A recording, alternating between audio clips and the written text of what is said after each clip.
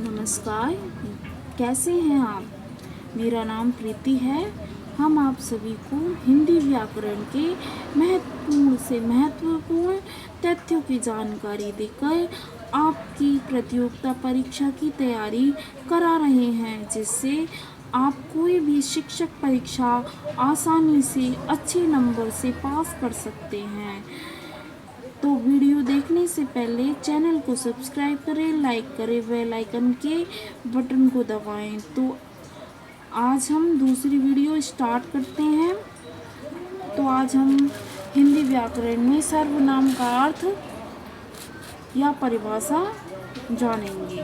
सर्वनाम का अर्थ या परिभाषा। जो शब्द सभी संज्ञाओं के बदले पूर्वापर संबंध के साथ प्रयुक्त होते हैं उन्हें सर्वनाम कहते हैं। राम पढ़ता है, राम संज्ञा है तो यहाँ पे वह पढ़ता है तो वह सर्वनाम है। हिंदी में सर्वनामों की संख्या 11 होती है, जो इस प्रकार है। वह, तुम, मैं, आप, यह, जो, कोई, कुछ, कौन, क्या, सब।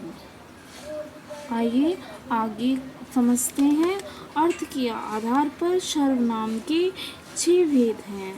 अर्थ के आधार पर सर्वनाम के 6 भेद हैं। पुरुषवाचक सर्वनाम, निश्चयवाचक सर्वनाम, अनिश्चयवाचक सर्वनाम, निजवाचक सर्वनाम, संबंधवाचक सर्वनाम, प्रश्नवाचक सर्वनाम। तो हम सबसे पहले पढ़ेंगे पुरुषवाचक के बारे में। पुरुषवाचक सर्वनाम के बारे में। पुरुष का अर्थ है व्यक्ति। वार्तालाप में साधारणतः 3 व्यक्ति होते हैं। कितने व्यक्ति होते हैं? 3 व्यक्ति होते हैं। पहला, एक बोलने वाला जिसको हम वक्ता कहते हैं। दूसरा, सुनने वाला या जिससे बोला जाए उसको हम श्रोता कहते हैं। तीसरा, अन्य व्यक्ति या वस्तु जिसके बारे में बात की जाए। तीसरा वह होता है जो हम जिसके बारे में बात कर रहे हैं वह अन्य होते हैं या हम उनको अन्य सर्वनाम कहते हैं। जिसमें से बोलने वाला जो होता है उत्तम पुरुष कहलाता है। जिससे बोला जाए उसे मध्यम पुरुष कहते हैं। और जिस अन्य व्यक्ति या वस्तु की बात हो रही है या की जा रही है उसको हम अन्य पुरुष कहते हैं। उत्तम पुरुष जैसे मैं, मध्यम पुरुष तू, तुम, आप, अन्य पुरुष यह, वह, कौन, क्या, कोई सर्वनाम है। उदाहरण के लिए बच्चों, आज मैं आपको हमारी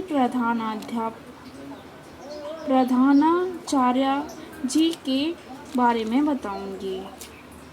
बच्चों, आज मैं आपको हमारी प्रधानाचार्य जी के बारे में बताऊंगी। वह बहुत अनुशासन प्रिय है।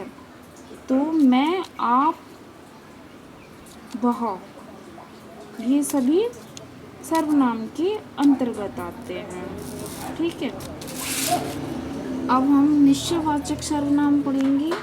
दूसरा हमारा निश्चयवाचक सर्वनाम है वे सर्वनाम शब्द जो किसी व्यक्ति, वस्तु या घटना का निश्चित रूप से बोध करवाते हैं उन्हें निश्चयवाचक सर्वनाम कहते हैं। निश्चयवाचक सर्वनाम किसे कहते हैं? वे सर्वनाम शब्द जो किसी व्यक्ति, वस्तु या घटना का निश्चित रूप से बोध करवाते हैं उन्हें निश्चयवाचक सर्वनाम कहते हैं। जैसे वह मेरा घर है, वह एक निश्चय है। यह देना जरा, यह भी निश्चय है।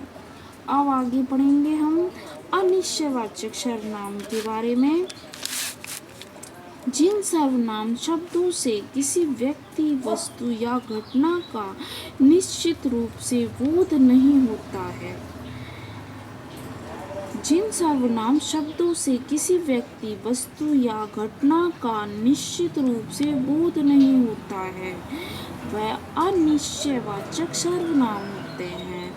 जैसे कोई तुम्हें देख रहा है, कोई अनिश्चय में आएगा। कुछ खाओगे, कुछ भी अनिश्चय में आएगा। आगे आएंगे चौथे सर्वनाम पर, निजवाचक सर्वनाम। जिन सर्वनामों का प्रयोग खुद या स्वयं के लिए किया जाता है उन्हें निजवाचक सर्वनाम कहते हैं। निजवाचक सर्वनाम किसको कहते हैं? जिन सर्वनामों का प्रयोग खुद या स्वयं के लिए किया जाता है उन्हें निजवाचक सर्वनाम कहते हैं। जैसे अपना काम स्वयं करो, तो वह अपने लिए बोल रहे हैं स्वयं, तो स्वयं क्या होगा? निजवाचक। जो अपने बारे में बोल रहा है या कर रहा है वो निजवाचक में आएगा। पांचवा संबंधवाचक सर्वनाम। कुछ सर्वनाम प्रधान उपवाक्य के संज्ञा तथा सर्वनाम का संबंध आश्रित उपवाक्यों के साथ जोड़ते हैं, उन्हें संबंधवाचक सर्वनाम कहते हैं। संबंधवाचक सर्वनाम किसको कहते हैं? कुछ सर्वनाम प्रधान उपवाक्य के संज्ञा तथा सर्वनाम का संबंध आश्रित उपवाक्यों के साथ जोड़ते हैं, उन्हें संबंधवाचक सर्वनाम कहते हैं। जैसे जिसकी लाठी उसी की भैंस, जिसकी लाठी उसी की भैंस, जैसी करनी वैसी भरनी। ये सब संबंधवाचक एक दूसरे से संबंध आश्रित हो रहे हैं, तो ये किसके उदाहरण है? संबंधवाचक के। आगे आएंगे प्रश्नवाचक सर्वनाम। प्रश्नवाचक सर्वनाम वह होते हैं, आगे आइए देखिए, ये सर्वनाम शब्द जिसका प्रयोग प्रश्न पूछने के लिए किया जाता है। प्रश्नवाचक सर्वनाम किसको कहते हैं? ये सर्वनाम शब्द जिनका प्रयोग प्रश्न पूछने के लिए किया जाता है उन्हें प्रश्नवाचक सर्वनाम कहते हैं। प्रश्नवाचक सर्वनाम वो होते हैं, ये सर्वनाम शब्द जिनका प्रयोग प्रश्न पूछने के लिए किया जाता है उन्हें प्रश्नवाचक सर्वनाम कहते हैं। उदाहरण के लिए जैसे तुम कैसे हो, तुम कैसे हो, कैसे प्रश्नवाचक है।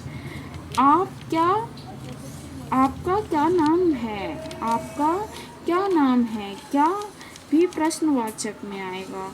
तो आज की वीडियो में बस इतना ही। नमस्कार। अगली वीडियो में आगे का सिलेबस करवाएंगे। धन्यवाद।